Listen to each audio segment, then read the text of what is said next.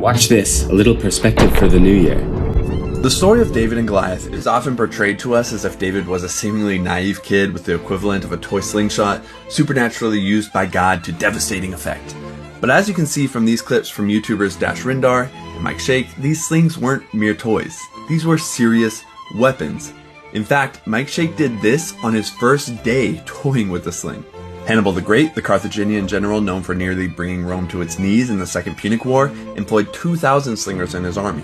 One of Rome's leading generals was severely wounded by a slinger in the Battle of Cannae, which contributed to his death.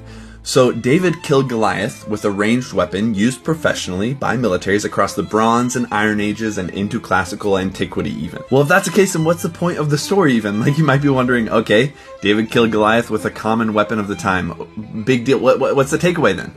I'd argue the takeaway from the story of David and Goliath isn't simply that God will miraculously intercede and slay your giants for you, but rather, and this is so important, that God has ordained the mundane in your life to properly equip you for current and future tasks that will require faithful collaboration with Him. Think about it. David spent many years as a shepherd. Like, this was basically like the minimum wage, like, job nobody wants.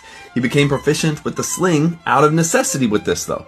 He used it to fend off predators that would want to make lunch of his lambs. So think Mr. Miyagi, wax on, wax off. What had been mundane, everyday work for David was actually God's divine providence at play, equipping this young man with a skill that would one day be paired with his faith and bravery, and with God's guidance, to fell a terrifying foe of Israel.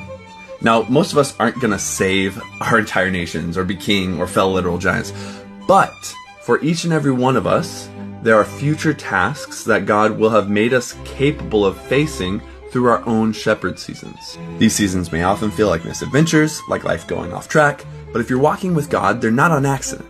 There's always a purpose, whether in a task within that season itself, or in a future task that God is preparing you for. So if you're going into 2026 and your life isn't quite where you want it to be, think about this. Maybe this is your shepherding season. Live well in that season. Do your best in that season. David honed his skill with the sling in his determination to be a good shepherd, not to slay giants. Whatever you are at any time, be a good one, and honor God with your work ethic, as if working for God, not for man. And let this be a reminder to consistently walk with God, as at any time He may call upon any of us to make use of our experiences, of our talents, of even our trials, however mundane any might be or have been. In 2026, embrace your shepherd season. The story of David and Goliath ultimately points to Jesus defeating Satan, sin, and death, but this is still an excellent lesson we can learn from this. You are made for great things, and God is preparing you for it in the everyday normal things.